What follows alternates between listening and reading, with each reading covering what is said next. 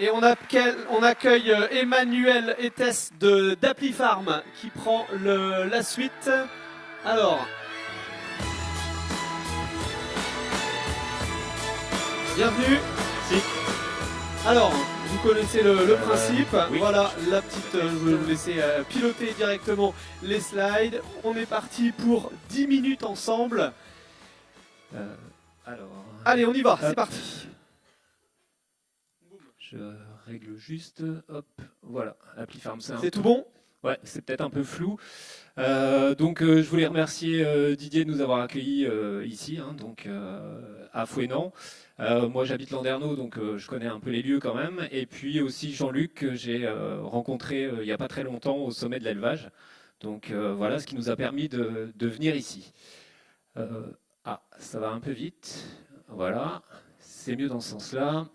Donc Applifarm, c'est quoi? C'est une plateforme big data. Donc on rentre dans le monde, on revient dans le monde de l'agriculture.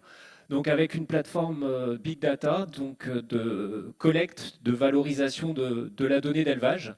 On est assez fiers, vous le voyez là-haut sur la plaquette, d'avoir eu un Innov'Space cette année, donc au salon des productions animales à Rennes. Et puis d'avoir été finaliste aussi des trophées de la e-santé animale à Castres cette année. Donc voilà, c'est des distinctions, puisque Applifarm, donc c'est une start-up qui n'a qu'un an aujourd'hui. Donc elle est née au SPACE de l'année dernière, donc en 2017. Et donc on est une équipe d'une dizaine de personnes aujourd'hui, donc avec des profils plutôt métiers agri, et puis des profils évidemment de développeurs avec de la techno derrière. On est basé au village Baïséa de Rennes. Donc voilà, donc le village Baïséa, on a eu une présentation déjà ce matin. Applifarm, alors c'est pas né de nulle part. Donc c'est-à-dire qu'on a un certain nombre ici de membres fondateurs qu'on connaît un peu dans le paysage breton.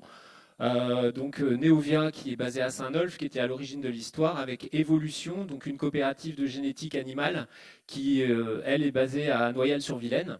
Après, nous ont rejoint Ceva Santé Animale, Cogedis, un centre de gestion, Adiceo sur des additifs, des sociétés de conseil en élevage comme Bretagne Conseil Élevage Ouest, BCELO, qui rayonne sur le 22, le 29, 56, et puis Ellipse sur la partie Les-Vilaines. On a aussi côté sanitaire les GDS, donc groupement de défense sanitaire, qui apportent de la donnée sur la plateforme. On a aussi des coopératives derrière, donc la coopérative Even, donc Finistère évidemment, hein, et puis le groupe Dossi, donc avec CECAP, Coop de Bron. Je vais aller par là, je vois mieux.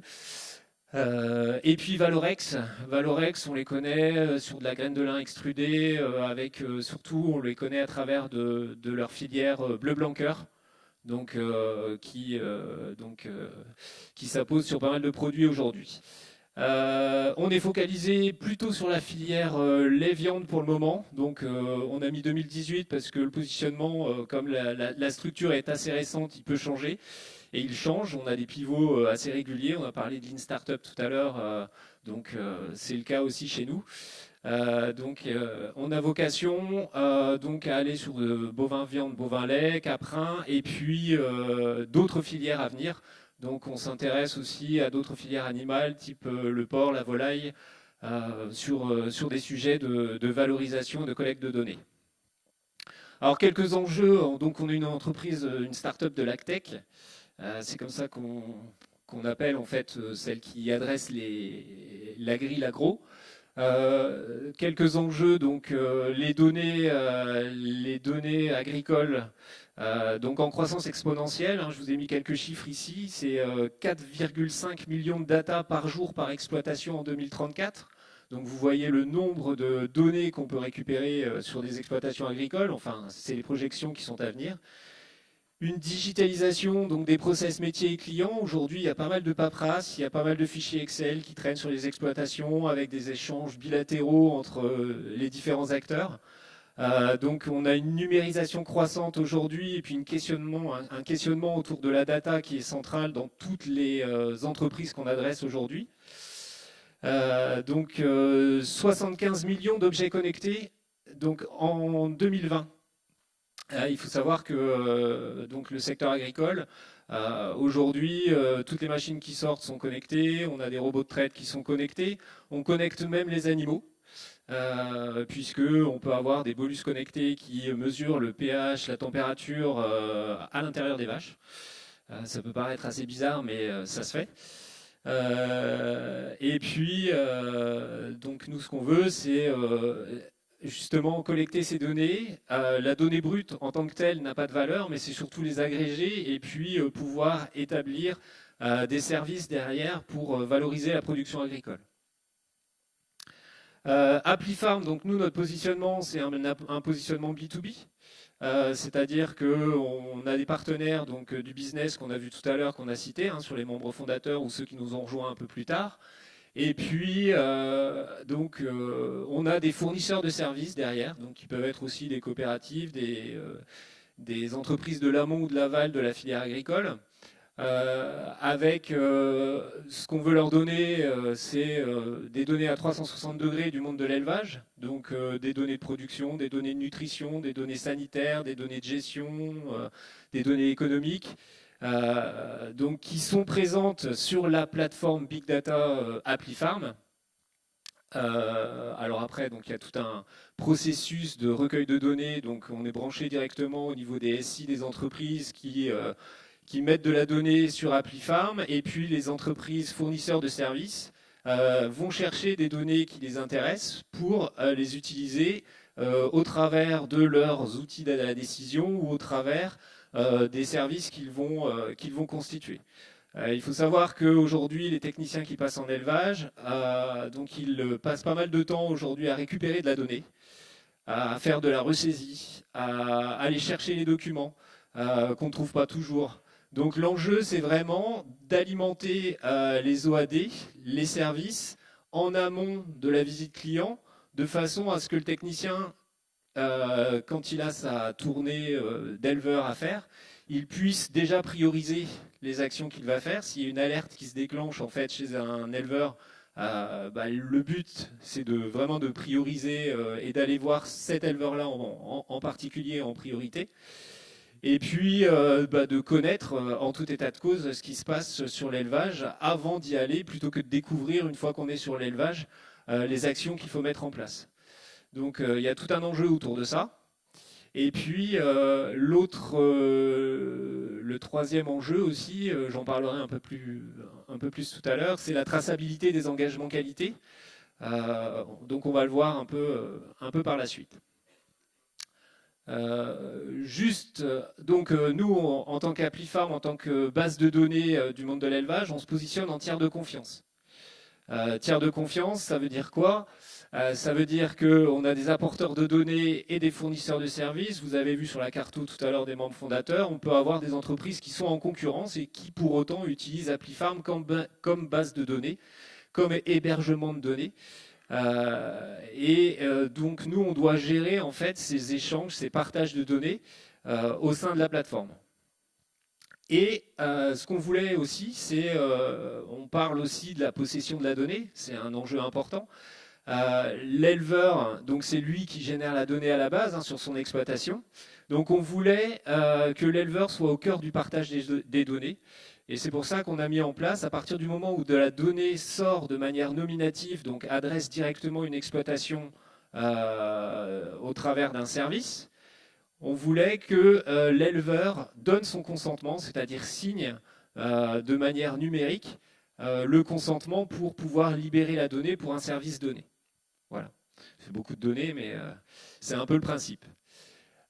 Donc on a développé une appli recueil de consentement. Le consentement est géré et tracé via la blockchain. Donc on a parlé un peu de blockchain aussi dans quelques interventions. Donc ça c'est un point important chez nous. La traçabilité commence à la ferme. Alors concrètement aujourd'hui comment ça se passe sur les exploitations? On a des engagements qualité, il y a des gens qui sont en filière biologique avec des garanties non OGM, avec voilà, des engagements qualité qui sont demandés en fait par la distribution, par les consommateurs. Concrètement, en fait, la traçabilité, elle commence aujourd'hui par des classeurs. Donc, je vous parlais tout à l'heure de secteurs qui n'étaient pas forcément très numériques. mais qui commence à l'être. Donc nous, notre enjeu, c'est de numériser en fait tout ça et de le pousser en fait vers des auditeurs, des certificateurs, donc qui pourraient avoir un accès plus facilité en fait à la donnée. Parce qu'aujourd'hui, aujourd'hui, les audits, ils se font toutes les X années. Il y a des recherches de preuves à faire dans les exploitations au travers des classeurs. Donc, c'est pas toujours simple à trouver. Et puis, c'est une source de stress aussi pour les éleveurs. Quand ils ont un contrôle, il faut rechercher tous les documents. C'est pas l'idéal. Donc, nous, notre enjeu aussi, à travers tout ça, c'est d'accompagner la filière. Donc, au travers des engagements qualité. Donc, comme on a la plateforme ici qui se positionne avec 360 degrés de données autour de l'élevage, on peut pousser cette donnée-là vers la transformation pour les engagements qualité, vers la distribution et voire même vers le consommateur. Donc ça, ce sont des enjeux importants.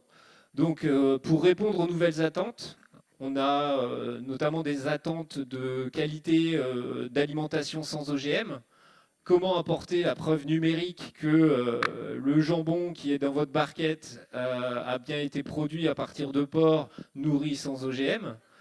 On a également le bien-être animal, évidemment.